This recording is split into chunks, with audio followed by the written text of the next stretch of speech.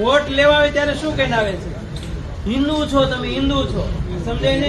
પછી નોટ જોતી હોય તો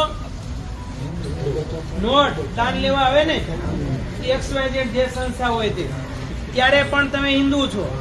પછી સેવા, બગદાણામાં 90 જેટલા સંગઠનો હાલે, કેટલા? અને ઈ સેવા નિષ્કામ ભાવે સેવા સેવા શું થાય તો કે મોક્ષ થઈ જાય. એવો મોક્ષ જો ભાડમાં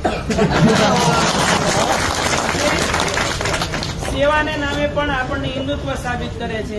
અને જ્યારે પાવરમાં આવવું હોય ત્યારે અમુક નિશ્ચિત પાર્ટીના લોકો વ્યવસ્થિત ગોઠવાઈ જાય છે, ત્યારે તમે હિન્દુ નથી.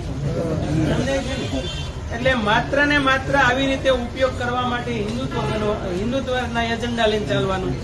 અને જયારે સત્તામાં આવો ને ત્યારે બધું જ ભૂલાય.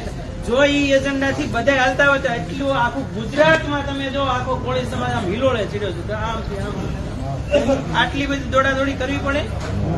એટલા માટે આપણી સાથે જે બગદાણાની મેટર છે એના નામે પણ તમે બીજી મેટરો ક્યાંથી થાય છે, ક્યાંથી આખી કેમ રચાય છે, એનું એપી સેન્ટર શું છે એનો ખ્યાલ દરેક સમસ્ત કોળી ઠાકોર સમાજના ભાઈ બહેનોનો હોવો જ રહ્યો.